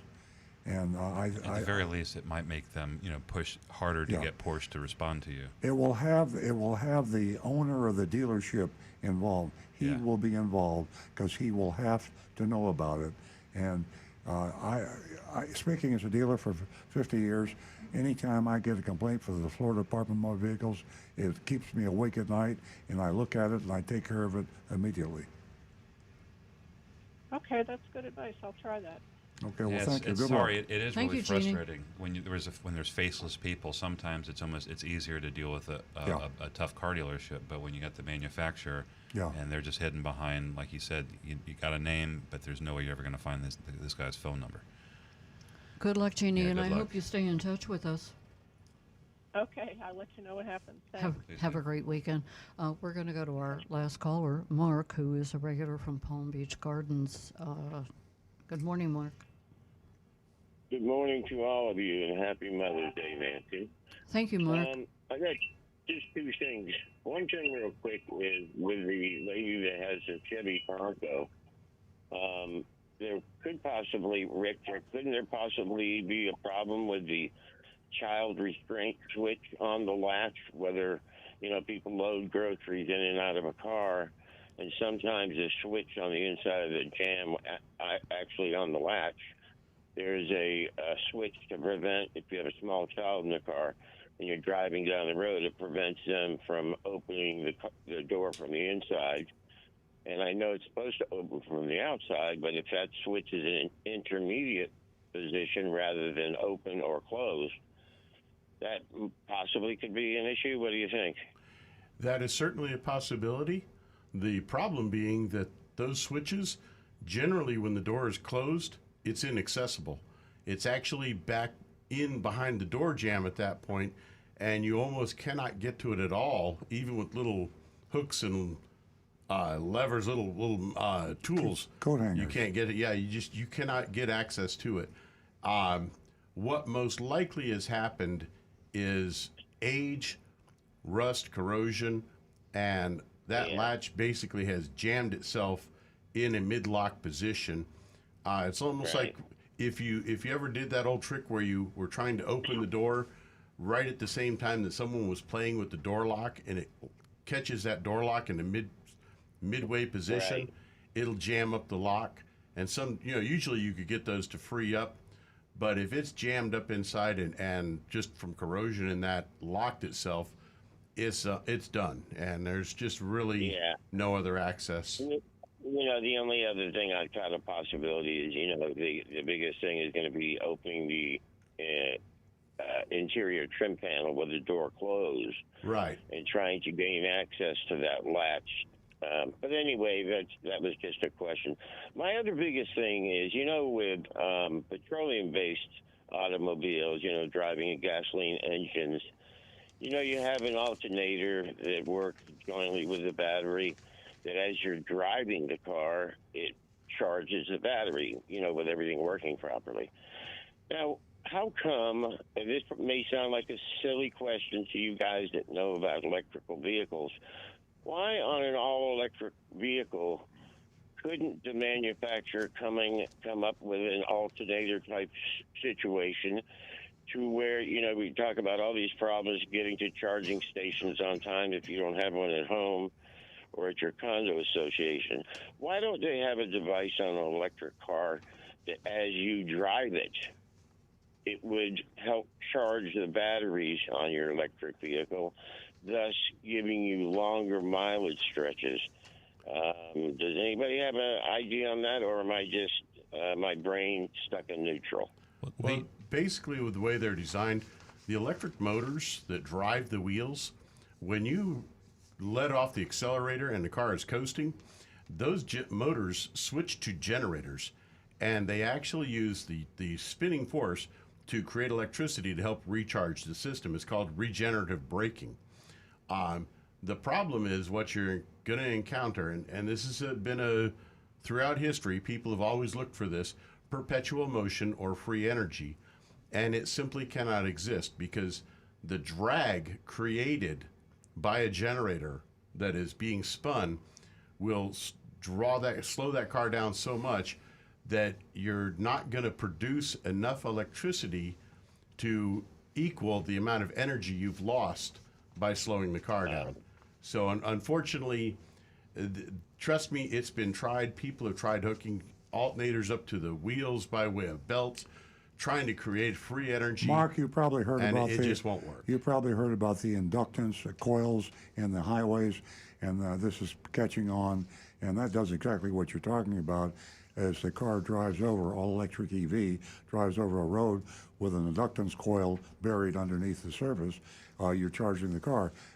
If you stayed on those roads the whole time you owned the car, you'd never have to worry about charging your battery. So, yeah, there is a way to charge your battery, but you can't do it from within the battery itself. You have to do it from outside. And who cares if it's outside as long as you're driving while it's happening? You never know what's happening. Yeah, like if you travel from Florida to New York, Yeah. and you stay on the roadways that have that, then, you don't have to worry about stopping at Ramada Inn Yeah. and plugging in. You have your Florida, Night or something. fully charged in Florida, fully charged in New York. And eventually, I mean, let's face it, I'm sure major interstate highways will all have inductance coils at some point in time. That's going to be a huge expense, but it'll I happen. just thought that was an interesting question, and I had no clue. So anyway, let's get. I'll hang up so you guys can get to the mystery shopping report. Thank you, Thanks, Mark. and have a nice weekend. Thank you. You do the same. Look forward to hearing from you. As Mark said, we are going to get to the mystery shopping report, and for all of you who are trying to call us, our phones are frozen right now. You can get in touch with us by texting us and voting on the mystery shopping report. Your vote is extremely important. And we've got some time for text or YouTubes if we have any. Got one last one here on YouTube. E.C. Olson says, is Cartwright Used Cars in trouble? The one near me in Fort Pierce has almost no cars on the lot. Car what? It's Cartwright, C-A-R-R-I-T-E. Yeah, I'm not familiar used with them. cars. Cartwright used cars. I wouldn't think it'd be awful hard to be in trouble today if you're a car dealer. I don't know. Haven't checked. Probably a situation like we've seen on a lot of used car lots. Just there's No very cars. few cars available, Yeah. and when you get them, they sell them, and No, the cars aren't coming in. They have one, but they'll sell it for $1 million and make a lot of money. Yeah. I've got an automotive news article here that I think I want to mention just because it amuses me. I don't know if it'll amuse anybody else. Nissan is kind of a troubled auto manufacturer. They just don't do well. The dealers don't like Nissan. Nissan doesn't like the dealers. Nissan doesn't sell very many cars in the grand scheme of things compared to Honda, Toyota, anybody really, Subaru. They're just not doing so well. And I used to joke a long time ago. It wasn't really a joke. I really believed it. I'm old enough to remember when Datsun was the name of the Nissan. And it used to be a popular car. It was like right up there competing with Toyota and Honda. 280ZX. Yeah, and Datsun. So some genius in Nissan came up, well, let's change it, Datsun name to Nissan. Nobody knew what the hell it was. And so they stopped buying the cars. Now, I didn't know this until I read this article in Automotive News, but someone finally figured out that the problem with one of the big problems with Nissan sales was that they should have never changed the name 30 years ago or whatever it was. It's like New Coke, but they didn't go back. So there was a revival and an effort, and they in India and some other countries they changed the name back to Datsun, and I never knew that. Now the problem is, this is the reason I laugh at it. And poor Nissan, the guy that came up and was sponsoring that idea, that was pushing that idea, was the CEO of Nissan. And of course, that guy's name was Carlos Ghosn, Right. and they put him in jail. He did. The good news is he escaped, and Right. he's in hiding In Lebanon. in Lebanon. True story. I mean, you can't make this stuff up. He was smuggled out in Yes. speaker crates in a private jet. And they did. The guys that helped him escape, they're in jail. But Carlos is warming his feet in Lebanon. In the Mediterranean. In the Mediterranean. But nice try. Carlos, if you're listening, because we are international.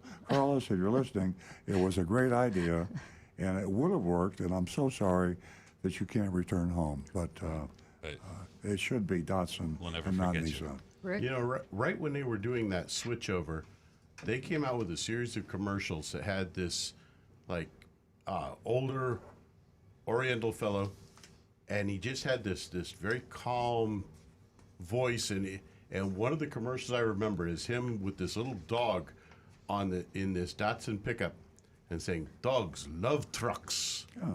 And it was for some reason, that commercial with the dog and them driving off into the sunset in this Datsun is stuck with me. And to this day, I still Stays remember with that you. commercial. It's weird how certain commercials Yeah.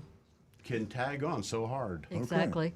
Okay, folks, we have reached a time for the mystery shopping report. As I said earlier, your vote is very important. You can do that by texting us at 772-497-6530.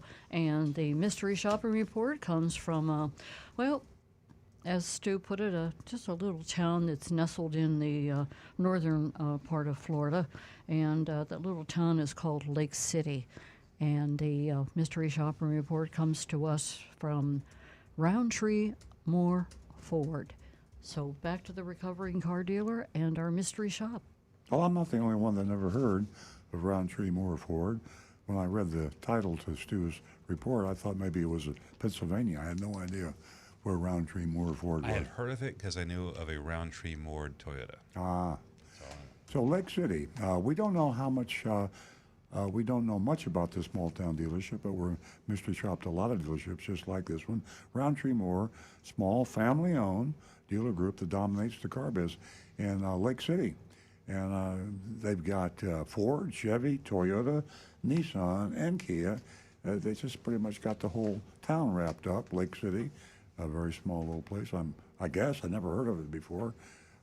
Lake Park, I've never heard of them before either, but they're close. So now I know where Lake Park I is. see Lake City on street highway signs, like when you're up going Oh, to do you? Gainesville, Yeah. like Lake City next exit.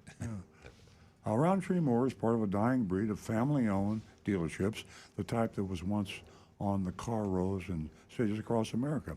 Roundtree Moore in Lake City could just as well be the Wallace Group and Stewart, or the Schumacher Group in West Palm Beach, or the Earl Stewart Group in North Palm Beach. But large dealer groups like AutoNation are rapidly becoming the face of the retail car business. Kind of sad, you know, just it was kind of, it's a family-owned business, you know, father, son, father, daughter, more father, son than daughter, but it sounds warm and fuzzy. It's a real nice, quaint, yeah, that's the word.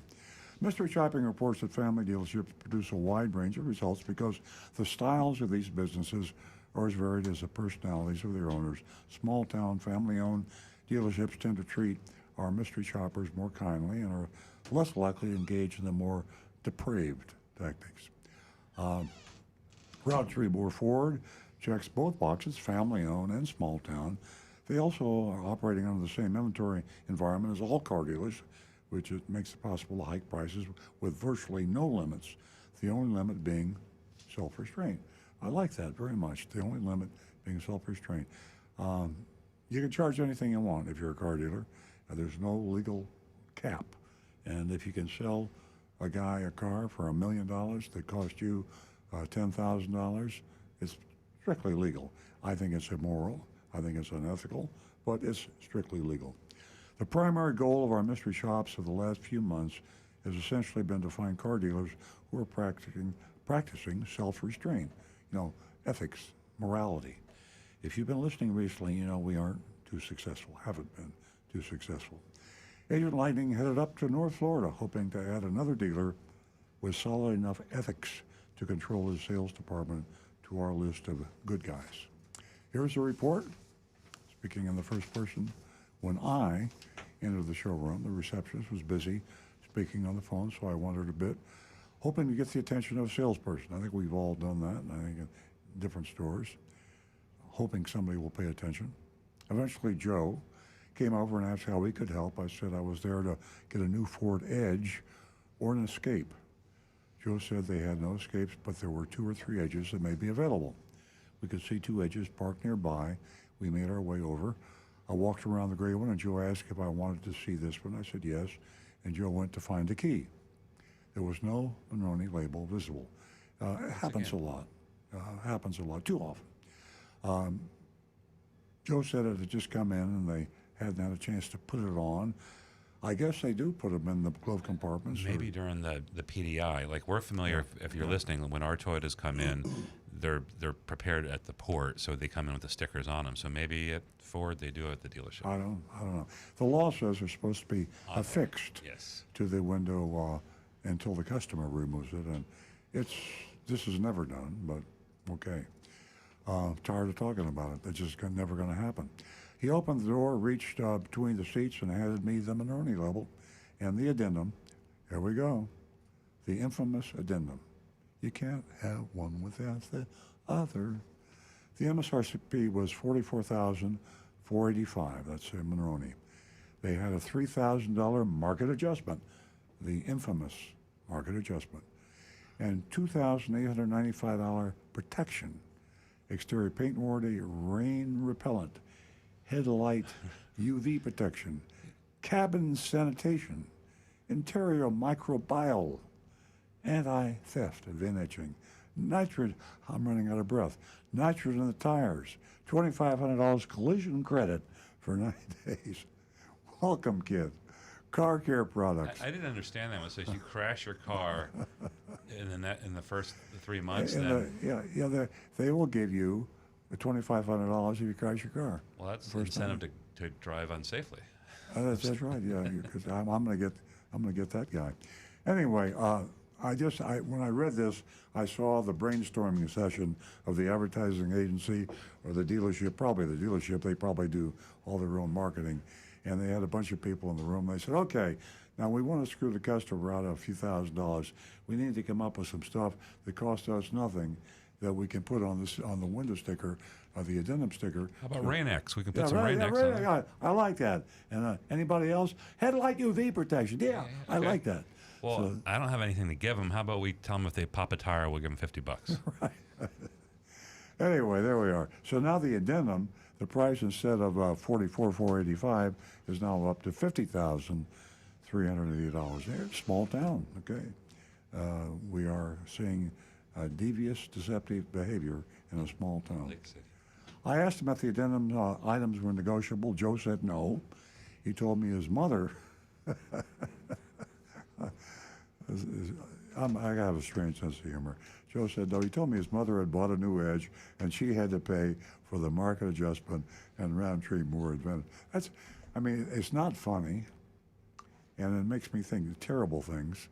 And on Mother's Day, of all times, to use your mom like that. Did Joe really do that to his mother? And would he do it to your mother, or does he do it to you? And he would mark it up. It just, I get it's called sick humor. That's what the reason I'm laughing. That's sick humor. It's really terrible. Did he really sell his mother a car and charge her $5,000 over a sticker? I guess he did. Maybe. Either that or he's lying. Either way, it's a bad thing. He's not a very good son. No. I would have found another dealership for my mom. We took the vehicle on a short test drive. Joe asked me how soon I planned on buying. I said, today, if the numbers are right. That's what they want to hear. They want that emotional involvement. We went inside, found a desk. Joe questioned me and entered my answers into his computer. Then he asked if I was ready to see a breakdown of the numbers. I waited for Joe for only 5 minutes. He sat down at the desk, showed me a worksheet. The total purchase price was the amount on the addendum, $50,380. Then they added $1,098 in junk fees. The real price now was $51,478. Let's round that off. $7,000, $69.93. $7,000 over MSRP. And just this little town called Roundtree Moore in Lake City. Roundtree Moore hit me for $7,000 over sticker. I asked Joe if this was his best price. I said his offer was too steep. Joe wasn't sure if it was his best deal. I don't know what he said there. Yeah. There was no detail. I don't know if he meant like, I don't know. Yeah. Talk to the boss. He just left to talk to the boss. He was back. David was the boss. In 4 minutes, he had David. David summarized the issue for him. He said he'd love to earn my business. They always say earn, but he was told I wanted to see a better deal. He asked if this was correct. I said yes, and let him know I needed to get my husband on board before I could move forward. David said he understood and presented a new worksheet. This one had a discount of $3,500. Boy, that's in the industry we call that dropping your pants. Right. You don't ever drop your pants. You always move slowly. When you're playing the silly game, you ask for a price and you come down $175. Then you go back and then you come down another 200. You don't ever drop precipitously. That is known in the vernacular as the pants drop. Right. You don't do that. And it comes as a very crude source to It that. shocks people. And that's the word you don't want to shock people. You scare people when you drop your pants. They added the same junk fees. So You get my in trouble if you do that, too. So my new price was $47,978, $3,493 over MSRP. So they've come all the way down from $6,000 over MSRP to $3,500 over MSRP. Precipitous. David asked me if we were close. He said he didn't want to lose my business and said he may have some more wiggle room once my husband came in. They always leave the wiggle room to get you back. You can't get an out-the-door price from a car dealer in the USA or the world for that matter. You can't get. They always want to leave you with the feeling that I can do better. Otherwise, you're not going to come back. Sad statement on our industry.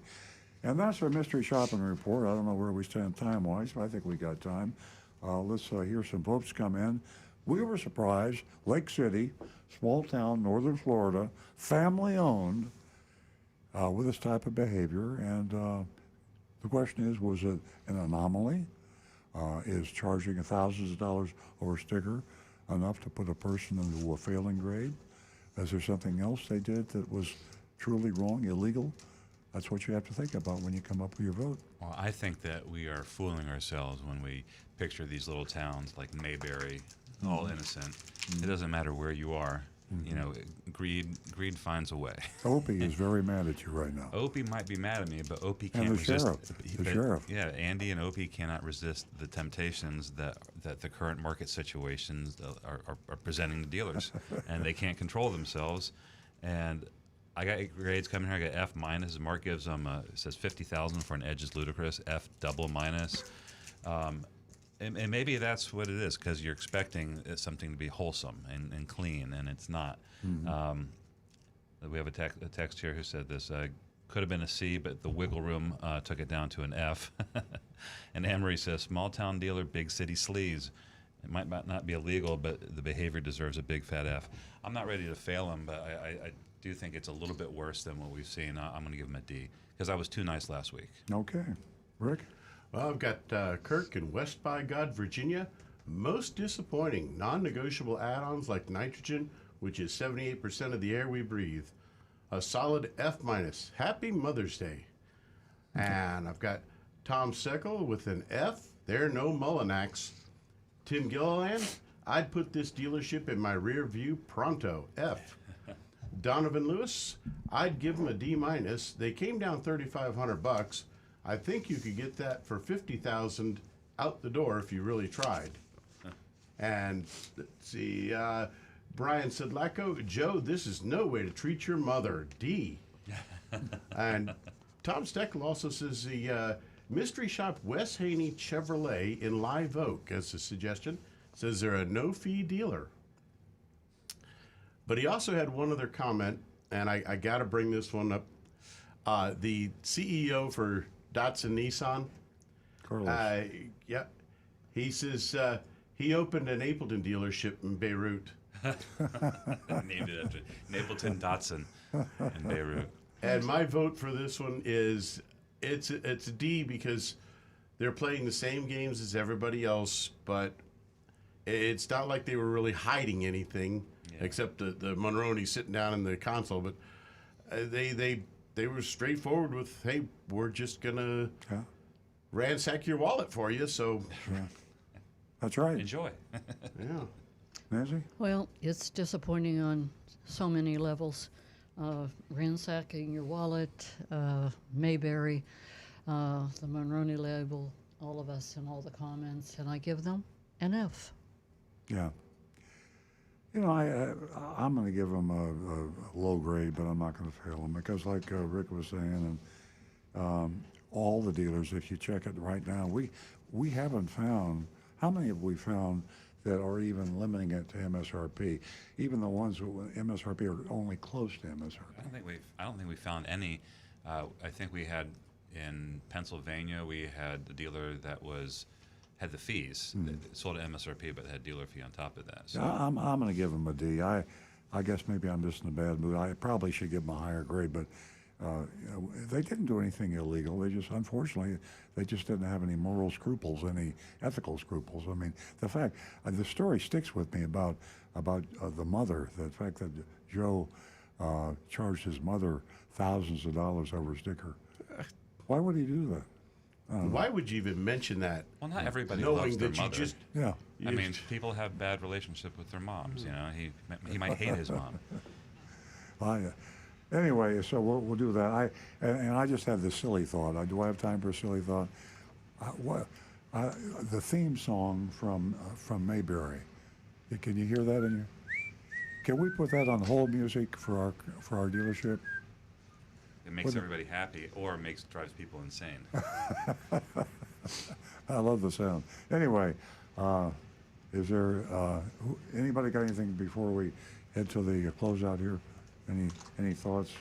Oh, I have a thought. Okay, here, and this is. We can talk about that Monroney level. This is open for the studio, or you texters can text me. If you have LoJack installed in your car, and I asked Josh Stewart this the other day because I had a customer call me, went into Napleton, and they charged him $999 for LoJack, and then he started thinking, where is my LoJack? And so he called Napleton back, and they said, we can't tell you, it's a secret. Right. And they said, well, maybe you could call LoJack. So he called LoJack, and LoJack says, we can't tell you. And he even had the VIN. Right. So what do you do? Well, that's to prevent thieves from calling up and finding I know. out. So you got people, dealers all over the country are saying, we just charged you $900 for LoJack, and you have to believe him because he can't tell you where it is. Right. And you'll only know if your car gets stolen, and then if they don't recover it, that's the only time you find out. Then they could say, well, the LoJack broke. I thought it was hilarious. Josh looked up LoJack, and on it says, we might not be able to give you any information if you call. I'm like, this is ridiculous. There's got to be a way. Anyway. Anybody know the answer to the LoJack? What is it? There's a word for that. The LoJack is a... It's a theft. tracking conundrum. Conundrum? Oh, yeah. Yeah. I would think the simplest way. Can you hear a tree fall in the forest if there's no one there to hear it? Right. So Really? if you have LoJack, you can't see it, and you can't see it, how can you prove it's there? But the whole point of LoJack is that it's a tracking system. So if you call LoJack, they won't tell you. And you say, "Here's my VIN number. I am the legal owner. This shows that I."